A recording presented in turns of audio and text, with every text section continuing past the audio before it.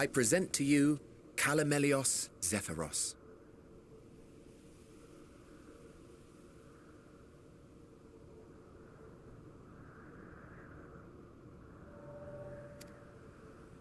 Here you will find a number of testing facilities, as well as the observation hub of Poiton Oikos. Right then. Let's begin by...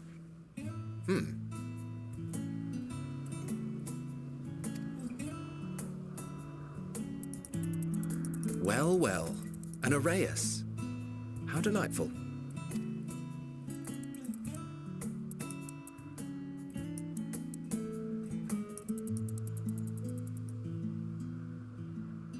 And what, pray tell, is that? Ah, that's a new species of shark. We approved the concept but a few days ago.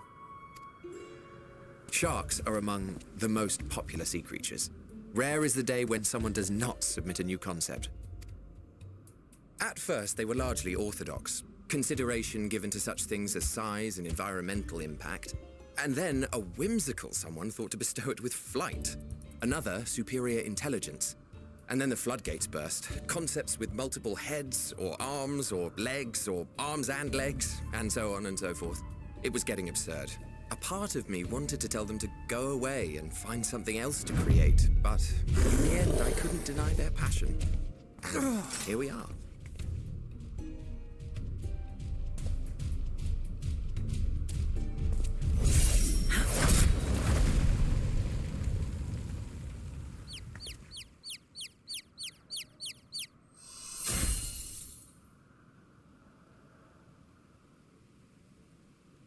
That was too close. Are you unharmed?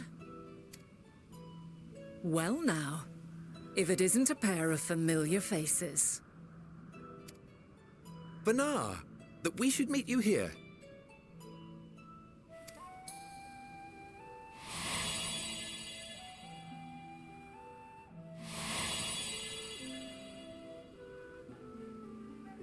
As I mentioned earlier, the better part of the convocation holds that when we retire is when we return to the star. Well, she is not among said majority. Even after stepping down, she carries on with her work. Benar is her name, and she is the previous Azem.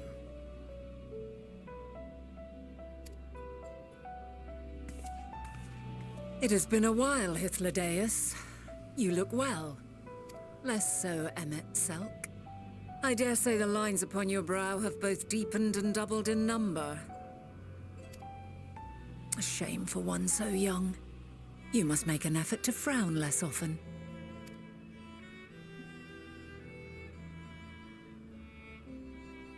Easier said than done, thanks to your unruly successor. How is she, if I may ask?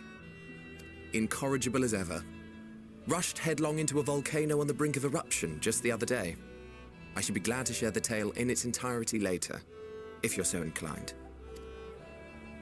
Oh, you know I am. Now then, you are?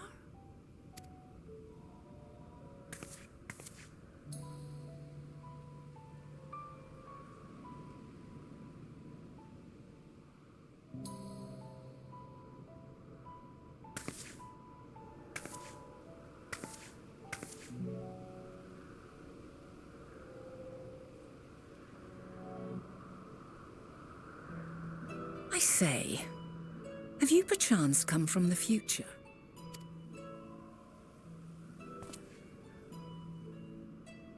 I do not believe we have ever met, yet I sense my magic upon you. Therefore, if I wove the enchantment, I could only have done so at a later point in time.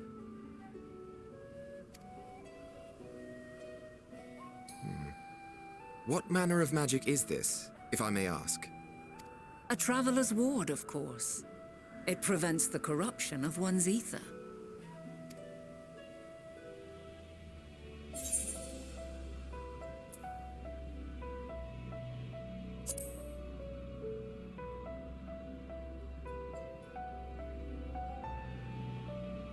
I see you are not ignorant to its presence. And while there are many protective spells, the one you bear is unmistakably mine. Hold on. From the future? That's absurd.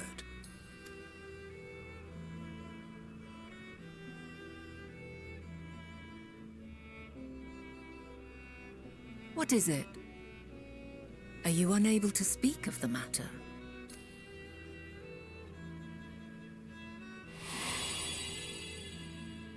The reality to which you must return exists as a result of the final days. You cannot reshape the past to undo the tragedies of the present.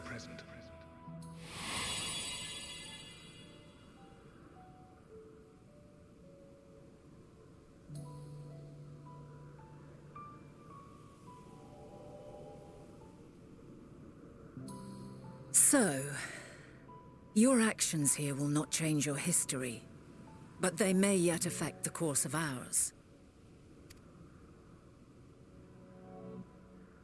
How very exciting. I'm quite fond of delving into the unknown, and there's naught more unknown than the future. Until a moment finally arrives, we cannot know for certain what will come to pass, regardless of our supposed foreknowledge, so you needn't worry for us. More importantly, that you should go to such great lengths as to travel unto the past bespeaks the gravity of your quest. Will you not reveal it to us? Mayhap we can be of aid to your cause.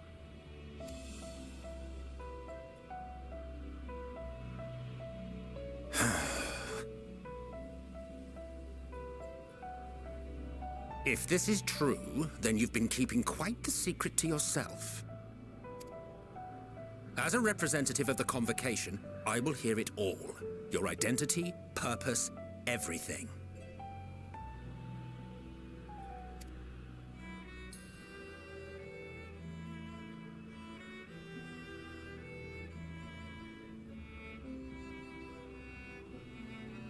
Why don't we move to a place more conducive to calm conversation?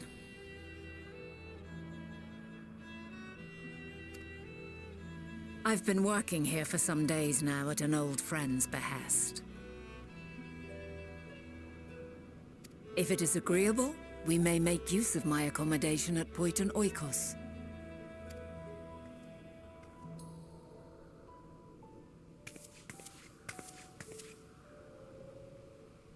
We were meant to meet.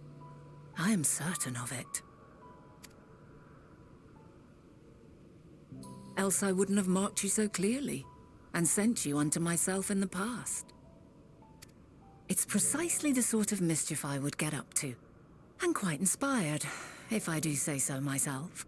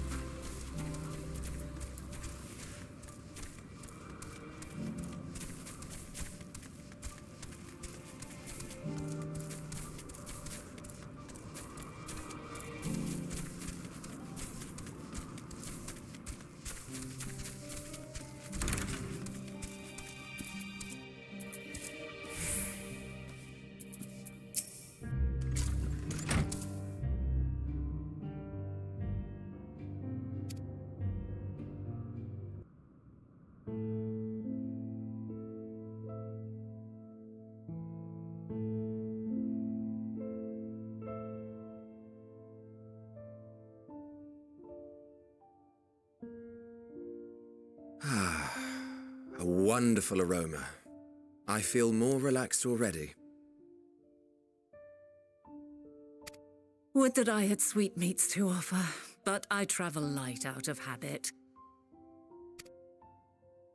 There's plenty of hot water though, so please have as much tea as you like. Now then, will you tell us your tale?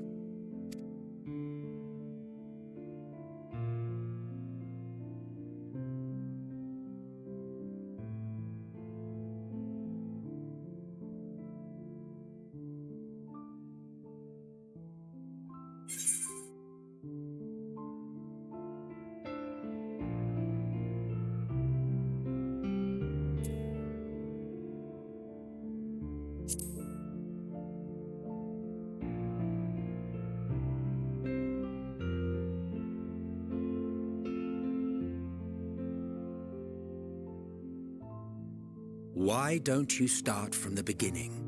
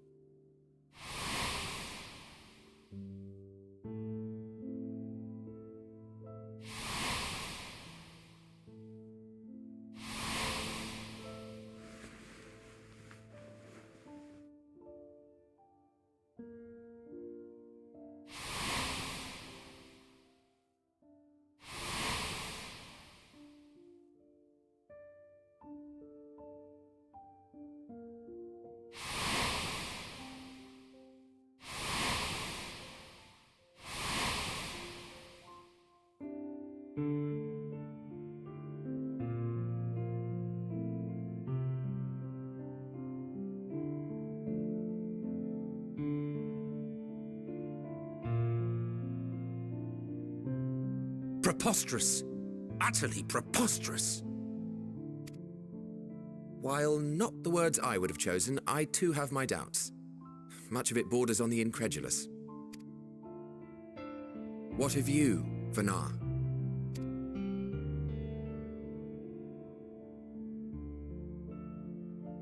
Not knowing the precise details of the first final days, it is difficult to determine the veracity of the tale.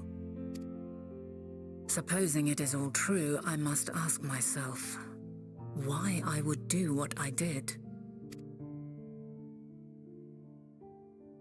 Why would I feel I had no recourse but to oppose the 14 and create this Hydaelyn? Circumstances change, of course, but it would not have been an easy decision regardless. No, there must have been a reason. One compelling enough to force me to take such drastic measures. Then there is the Elpis flower, which I said would serve as a guide. That it's of import to your mission is plain, but your presence here leads me to believe that this place also holds significance. But what could it be?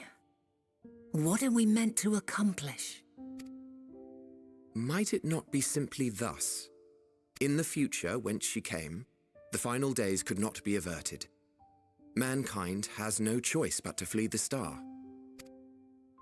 By alerting us to that eventuality, perhaps you wish to pave the way for other futures.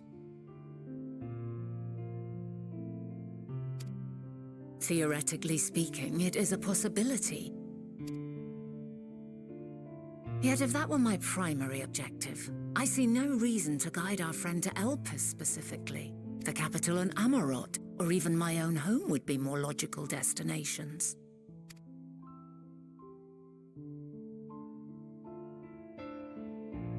True, true.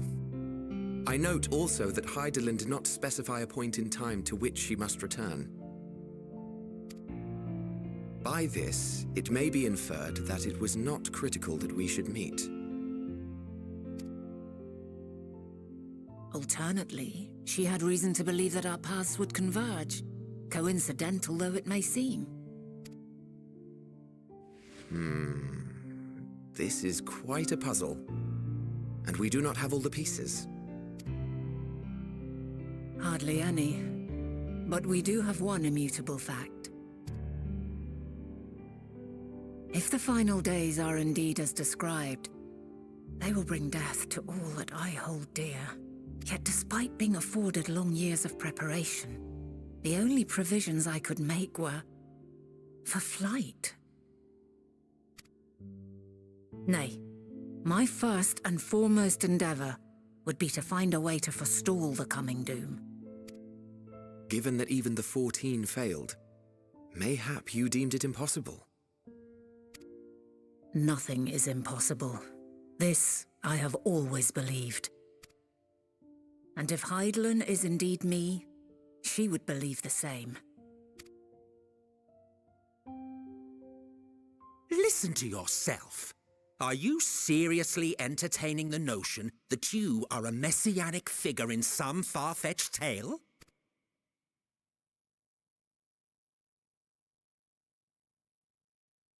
Well, I will not.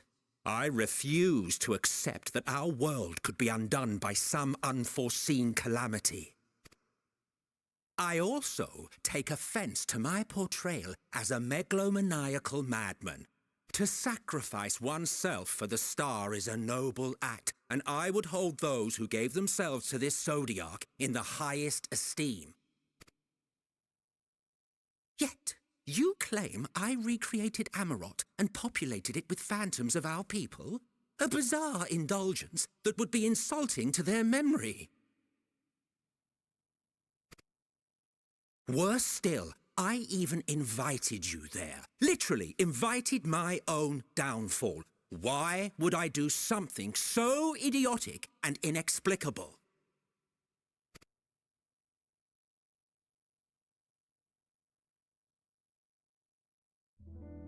Now, I will allow that the hypothetical task of restoring our world would be daunting in the extreme.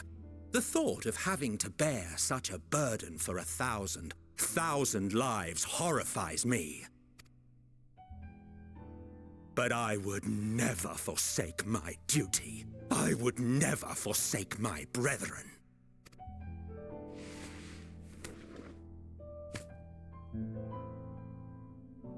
You do not know me. I've had my fill of your fiction. I will return to my duty, and you will not bother me again.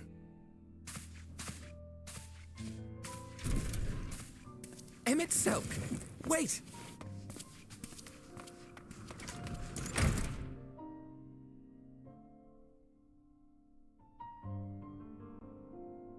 You've seen much of Elpis already. If you have any observations to share, I should like to hear them.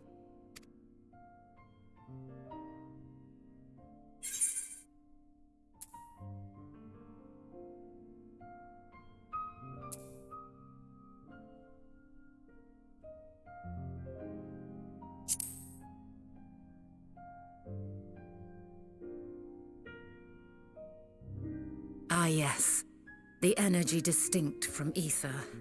Though not my field, I have a basic understanding of Dynamis. And you say Hermes researched the phenomenon in the course of creating Meteion? Yes, I believe this warrants further investigation. With that settled, 'tis time for action. The missing pieces of the puzzle are here, I'm certain of it. And when you find them, the picture my future self has painted will be complete, and you will have your answer. And suffice it to say, I will aid you in your quest.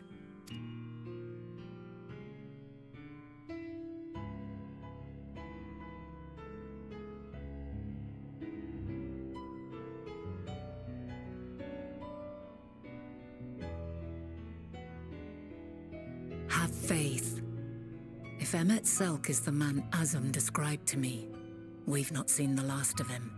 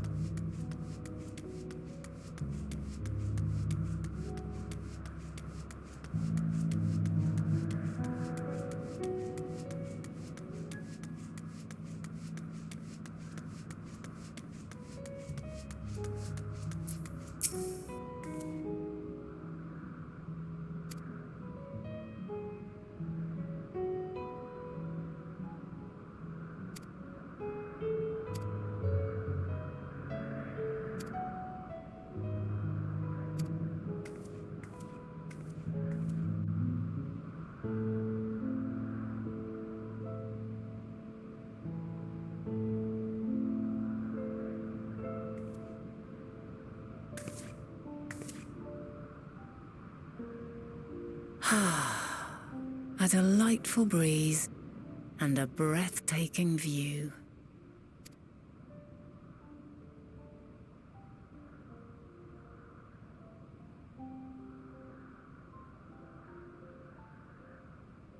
What is it like in the future?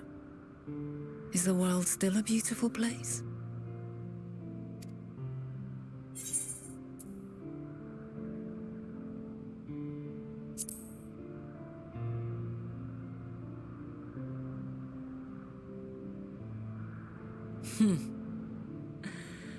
I swear I could hear the glimmer in your eyes and the adoration in your voice.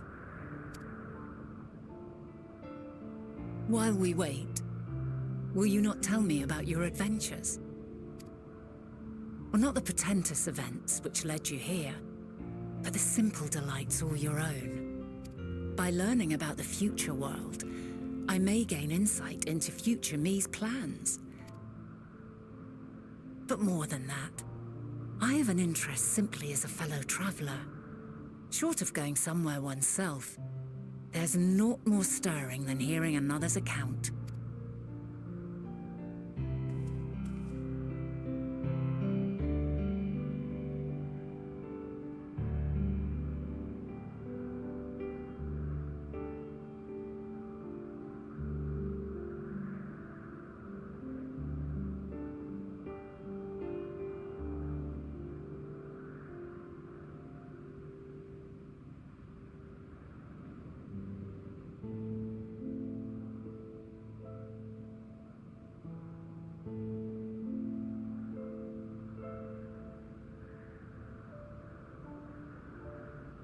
Incredible.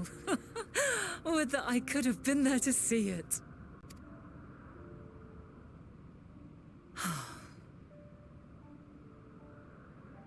Yours is a harsh and unforgiving world. Yet in spite of this, your brethren hold fast to their virtue.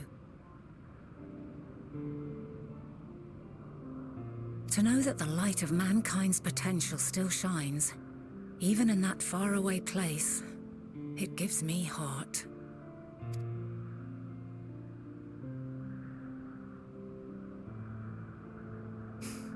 Thank you for regaling me with your tales. I will treasure every word. As you know, I was once a scholar. And among other things, I sought to understand the workings of the world. What exactly is ether? How formed the laws of nature? Whence sprung mankind? Riddles and mysteries beyond counting. Over the years, I have managed to find answers to some few of them. Yet rather than attain a sense of mastery, the more I understood, the more I came to hold the world and its miracles in awe. We too are miracles, each and every one of us, born of the warm breath of life that traverses the heavens, swirling through eternity. When I fully grasped the improbability of our existence, nothing felt impossible anymore. If it could be imagined, it could be done.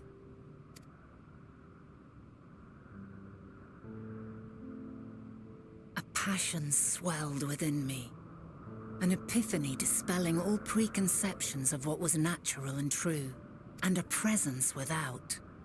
Immense, yet intimate. Fate, perhaps. holding us in its tender embrace. As reassuring as it was intimidating. How keenly aware I became of creation's fragility, built as it is upon precarious happenstance. I was overcome with an irrepressible urge to know the world more intimately, to hear its voice, feel its breath. I ventured forth on a journey that very day, so very long ago now. Freed from presumption and prejudice, I saw the world through a newborn's eyes. Everything fresh and new, and so beautiful. Lands that stretched on forever. Skies one could drown in. The heartbeat of nature, silent yet strong. And amidst it all a people. Beacons of light and life. Laughter that warmed my heart like naught else before. They are my meaning, and my purpose, my love. And so long as they need help, I cannot return to the star. Perhaps my future self is still waiting for it. A moment she can let go and walk unto the end. Safe in the knowledge that man will find his own way.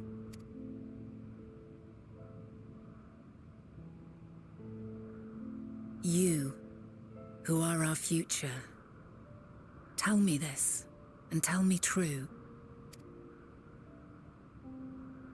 Has your journey been good? Has it been worthwhile?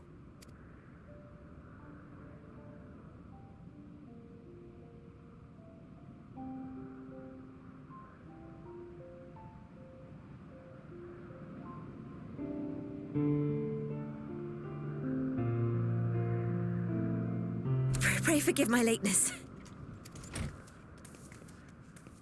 My observation subject was rather irritable, and it took a while to settle it down.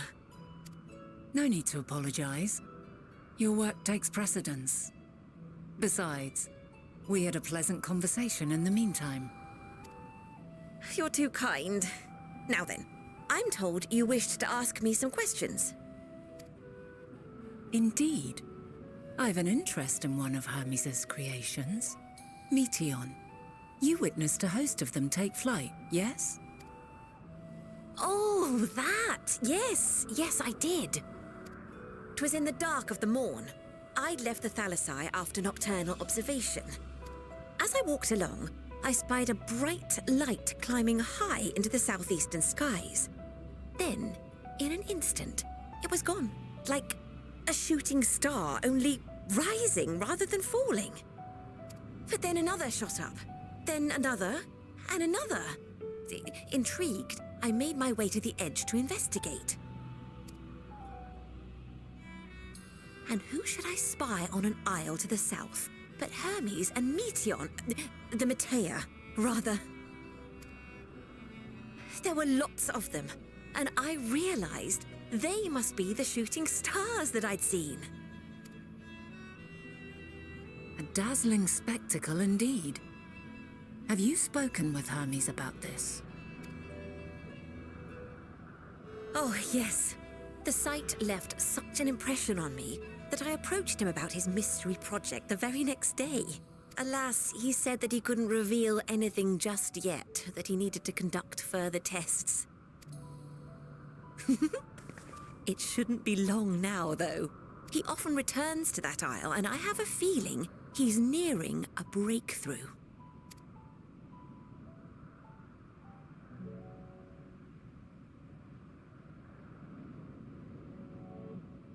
Splendid. We are likewise eager for the details. Well, that is all we wish to ask. Thank you for taking the time to indulge our curiosity. You're very welcome. It's always a pleasure to speak with other inquisitive souls. Oh, and will you be descending now? If so, I shall link the doors for you. Please.